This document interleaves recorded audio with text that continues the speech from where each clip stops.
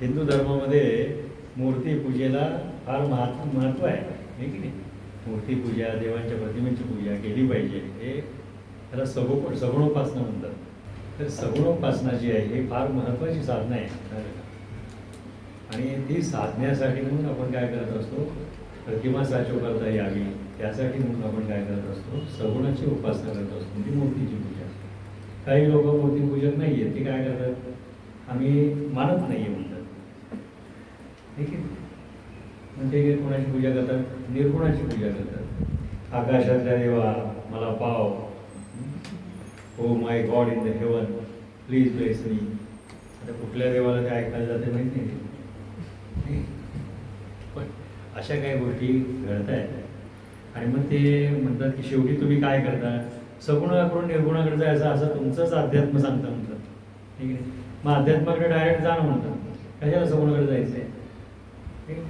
म्हणजे तुमचा भ्रमनिरास करण्यासाठी, तुमचा बुद्धिभेद करण्यासाठी हे सगळे लोक बाहेरचे प्रयत्न करतात. जे जे मूर्तीपूजन नाही आहेत, जे जे नामसाधना करत नाही, असे बुद्धिभ्रम करणारे लोक खूप आहेत. मग त्यांना आपल्याला सांगता आलं पाहिजे की आम्ही पूजा करतो म्हणजे निश्चित काय करतो.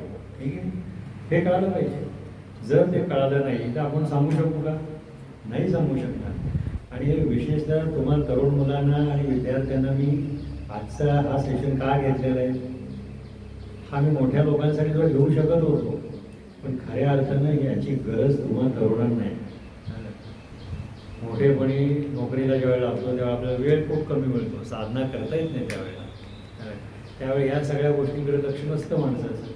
त्यामुळे लोक मंदिरात सुद्धा जाण्याचे प्रमाण फार कमी आहे. पूर्वी आपले प्रत्येक जण सकाळी उठल्या तर आंघोळ करायचं आणि मंदिरात जायचं, घराच्या देवाची पूजा नमस्कार वगैरे करायचं. आता ते घडतंय का, तर नाही घडत. का तर त्यांना याचं महात्म्य माहिती नाही, आपण का करायचं.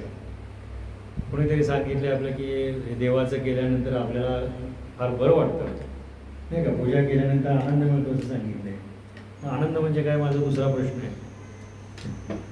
येतोय का सांगता आनंद म्हणजे काय, नाही सांगतात आहे की. तुम्ही ज्याला आनंद म्हणता दुसऱ्या परकीय भाषेत त्याला वेगळंच काहीतरी नाव असू शकतं.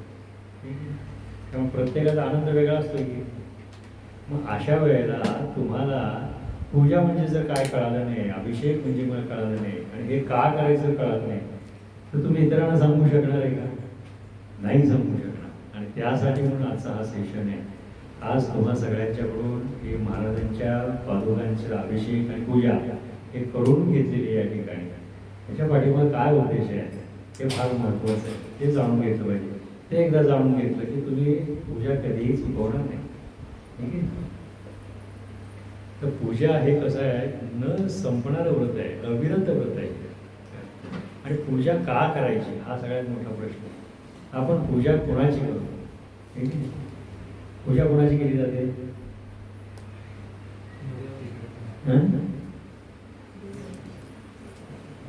देवाची पूजा केली जाते. अगदी बरोबर आहे.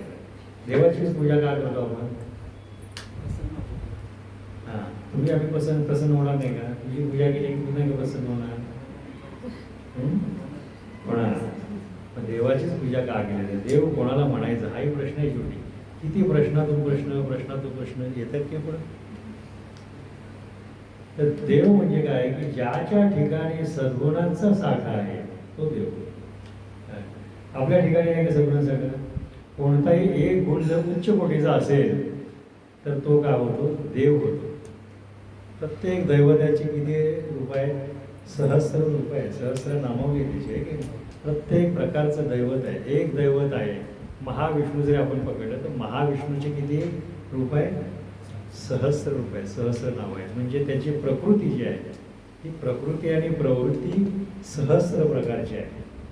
म्हणजे प्रत्येक त्यातला एक एक गुण जो आहे तो गुण काय उच्च कोटीचा आहे, म्हणून त्याची पूजा केली जाते. म्हणून तो देव, एक कोणता तरी गुण जो आहे तो अतिउच्च कोटीचा असेल तर तो देव आहे. ठीक आहे. अन्यथा त्याला देव आपण म्हणत नाही.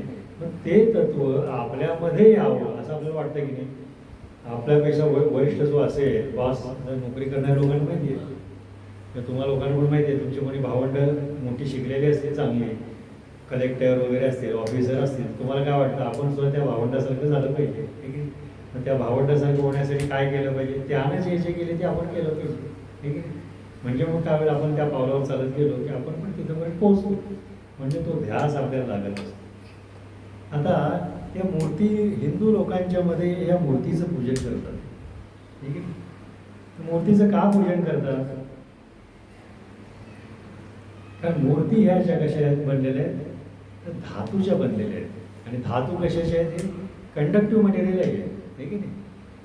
तांब, पितळ, सोनं, चांदी याच धातूच्या किंवा पंचधातूच्या मूर्ती बनलेल्या असतात, ठीक आहे. इतर कुठल्या धातूच्या बनवत नाहीत मूर्ती. पण या धातूच्या मूर्ती बनवतात. ते कशासाठी बनवतात? तर हे धातू सगळे कंडक्टिव्ह आहेत. म्हणजे काय की त्याच्यातून करंट वाहतो, ठीक आहे. तो करंट ॲब्झॉर्ब करतो, स्टोअर करतो आणि करंट रिफ्लेक्ट करत असतो, बरोबर आहे की नाही. म्हणून हे धातूचे असल्यामुळे त्याचे काय केलं जातं? पूजन केलं जातं. आता धातूमध्ये का पूजन केलं जातं? कारण आपण कोणत्याही दैवताचं पूजन करायचं म्हटलं मग दगडाचं नुसतं दगड जरी ठेवला किंवा एखादा लोखंडाचा तुकडा ठेवला त्याचं आपण का पूजन करत नाही? विशिष्ट मूर्तीचं का पूजन करतो आपण? कारण तुम्हाला सगळ्यांना माहिती आहे की दैवताचं कुठल्याही आवाहन केल्यानंतर आहे की नाही त्याच्यावरती काय केले जाते? प्रतिष्ठापना केली जाते. म्हणजे ते दैवत काय केलं जातं? त्याच्यावरती प्रतिष्ठापित केलं जातं. त्या मूर्तीमध्ये त्याची प्रतिष्ठापना केली जाते. आणि एकदा मूर्तीवरती प्रतिष्ठापना झाली त्या ठिकाणी म्हणजे त्याच्यामध्ये काय उतरतं? चैतन्य उतरतं. त्या दैवताचं जे तत्व आहे ते चैतन्य आहे ते त्या मूर्तीमध्ये उतरत असतं, हे की नाही. आपल्याला सुद्धा कोणी निमंत्रण दिलं जेवणासाठी तुम्ही या, तर निमंत्रण दिलं आपण जातो की नाही? तसं दैवतात सुद्धा आहे. त्याला निमंत्रण दिलं की तो येणार, त्याला आवाहन केलं की तो येणार, हे की नाही. त्याला बैस म्हणलं, पाठ बसायला दिला की तो बसणार, त्याला नैवेद्य दाखवला तो ग्रहण करणार. आता ग्रहण करताना तुम्हाला वाटलं की आम्ही नैवेद्य दाखवलं तसंच त्याला दिसतोय, मग ग्रहण कधी केलंय? पण तो खऱ्या अर्थानं सूक्ष्ममध्ये त्याचं तत्व जे आहे ते काय करत असतो? तो घेत असतो, स्वीकारत असतो. आणि उरलेल्या नैवेद्याचा जो भाग आहे तो आपण काय करतो? त्याचं उच्चिष्ट होऊन प्रसाद म्हणून वाटत असतो. तर मूर्तीची पूजा का करायची? तर कारण आपण काय केलं असतं? त्या मूर्तीमध्ये त्या दैवताचं आवाहन केलेलं असतं, त्याची प्रतिष्ठापना केलेली असते. आणि प्रतिष्ठापना करून मग नंतर त्याची आपण पूजा करतो. आता अभिषेक का करतो आपण? हे की नाही? अभिषेक का करतो आपण? काय कारण आहे अभिषेक करायचं? अभिषेक म्हणजे मला जे यानं वाटतं ते की आपण जशी आंघोळ करतो तशी त्या दैवताला किंवा त्या पादुकांना आंघोळ घाल. बरोबर आहे, बरोबर आहे, अगदी बरोबर आहे. हे उत्तर अगदी बरोबर आहे. आता थोडंसं मी याचं विश्लेषण करून सांगतो. आपण कोण आहोत? मनुष्य आहोत, जीव आहोत आपण, आहे की नाही? जीवात्मा आपण म्हणतो, आपण स्वतःला जीवात्मा म्हणतो. आपण ब्रह्म आहोत असं आपल्याला वाटतं का? नाही आहे. आपण ब्रह्म आहोत पण आपल्याला त्याची जाणीव आहे का? नाही आहे. ज्या वेळेला आपल्याला त्याची जाणीव होईल तेव्हा आपण काय म्हणतो? अहम ब्रह्मस्मी, मी ब्रह्म आहे. म्हणजे खऱ्या अर्थानं आपण काय करतो? आपलं शरीर धारण केलेलं आहे म्हणून शरीर धारण केल्यामुळे आपण स्वतःला जीव समजतो. परंतु हे शरीर आणि आपण वेगळे आहोत हे ज्यावेळेस जाण आपल्याला होते. आपण म्हणजे आत्मा आहोत, आपण म्हणजे ब्रह्म आहोत याची जाण ज्यावेळेला आपल्याला होते. स्वप्नामध्ये विचार करा, आपण कुठं झोपलेलो असतो? बेडवरती झोपलेलो असतो. पण तो स्वप्नामध्ये आपण कुठं कुठं फिरून येतो? बॉलिवूडला जातो, हे की नाही, अमेरिकेला जातो, मुंबईच्या कुठल्या म्हातारीचा मूड बघायला त्या बागेत जातो, आणखी कुठं कुठं जातो की असं कसं कळतं? आपण तर इथंच बसलेलं आहे, झोपलेलं आहे, परंतु आपण येतो की नाही बघून ते सगळं? हे कसं शक्य आहे? आपण बघून येतो म्हणजे कोण बघून येतं? आपला आत्मा बघून येतो, हे की नाही? आपला आत्मा बघून येतो. आणि आपलं शरीर कुठे आहे? इथंच आहे. म्हणजे शरीर काय आहे? आपलं हे आत्म्याचं वस्त्र आहे. जसं आपण शरीराला हे वस्त्र घालतो तसं आत्म्यासाठी काय वस्त्र आहे? हे शरीर धारण केलं आहे. म्हणजे आत्मा वेगळा आहे आणि शरीर वेगळं आहे. तर आपण काय करत असतो? आपण ब्रह्म आहोत, आहे की नाही? आपण शरीर आहोत. तसं परमेश्वराचं शरीर आहे की नाही? आता मूर्तीमध्ये त्याला बसवलेलं आहे. आपण आपल्याला काय करत असतो? आंघोळ घालत असतो, आहे की नाही? तसं देवाला पण घातली पाहिजे की नाही आंघोळ? त्याला का करायची आंघोळ? मग त्याला अभिषेक का करायचा? देवाला आंघोळ घालतो त्याला आपण अभिषेक म्हणतो.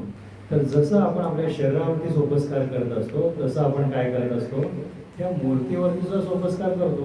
हे की नाही? आपण काय करतो, आपण स्वच्छ असलं पाहिजे आपल्याला वाटतंय की नाही, मग पाणीच का घ्यायचं अंगावरती, दुसरा कुठला द्रव पदार्थ का चालत नाही. त्वचेला पाणी लागल्यानंतर त्वचा काय होते, विस्फारते. हे की नाही? तुम्ही बघा, कितीही घट्ट जर शरीर असलं त्याचं वरनं पाणी पडलं काय होतं, शरीर थोडंसं फुगतं. ठीक आहे, म्हणजे काय, त्याची रंध्र जी आहेत ते काय होतात, लूज होतात. त्या रंध्राच्या खालती काय असतं, केशवाहिन्या असतात. ठीक आहे, आपल्या शरीरामध्ये ज्यावेळेला आपण दिवसभर उन्हामध्ये असो, पावसामध्ये असो, कुठेही असो, तेव्हा काय होत असतं, आपल्या बऱ्याचशा पेशी ज्या आहेत वरच्या मृत होत असतात. कारण काय, त्या सगळ्याचा परिणाम आपल्या त्वचेवरती होत असतो. ह्या मृत पेशी ज्या असतात या काय झाल्या पाहिजेत, निघून गेल्या पाहिजे, नाही तर अंगाला आपल्या काय होणार आहे, दुर्गंधी होणार आहे त्याची. बरोबर की नाही. त्यासाठी पाण्यानं आंघोळ केली पाहिजे. पाणी काय करतं, त्वचा विस्फारतं आणि धुवून काढतं. ठीक आहे, म्हणून पाण्यानं अभिषेक करतात. देवाचं सुद्धा तसंच आहे. देवाच्या मूर्तीवर सुद्धा काय होतं, बाहेरचे जी लोक येत असतात दर्शनाला, त्यांच्या मनातले जे निगेटिव्ह विचार असतात किंवा आपल्यावरती येणारे अरिष्ट सुद्धा आहेत, ते या मूर्ती आणि पादुका काय करत असतात, ते कॅच करत असतात. आणि ते धुवून केलं पाहिजे ना, नाही तर त्याच्यावरती लेप राहायचं असतो. त्यासाठी काय करायचं, रोज त्याचे काय करायचं असतो, अभिषेक करायचा असतो. म्हणजे ते धुवून घालवायचं असतं, म्हणजे ते स्वच्छ होतं. आणि त्याच्यातलं चैतन्य जे आहे ते काय असतं, बाहेर पडत असतं. त्याचं प्रोक्षण जे होत असतं सगळ्यांच्यावरती होतं. पण आपण काय करतो, आता पूजा जी आपण केली, तुम्ही काय केलं पूजा करताना, सुरुवातीला काय केलं की तुम्ही पादुका स्वच्छ धुतल्या. हे की नाही, का धुतल्या, तर ज्यांनी ज्यांनी कोणी स्पर्श केला असेल, स्पर्शानं सुद्धा येतं, वातावरणात जे असतं ते वातावरणात त्याला चिकटतं. बरोबर आहे की नाही. ह्या सगळ्या ज्या गोष्टी निगेटिव्ह आहेत, इथं येणारे प्रत्येकजण काहीतरी मागायला आलेलं असतं. ठीक आहे, ह्या सगळ्याचा बोज काय होतो, त्या ह्याच्यावर पडतो की नाही. मग ते स्वच्छ धुतल्यानंतर काय होतं, ते निगेटिव्ह गोष्टी ज्या आहेत ते बाजूला जातात.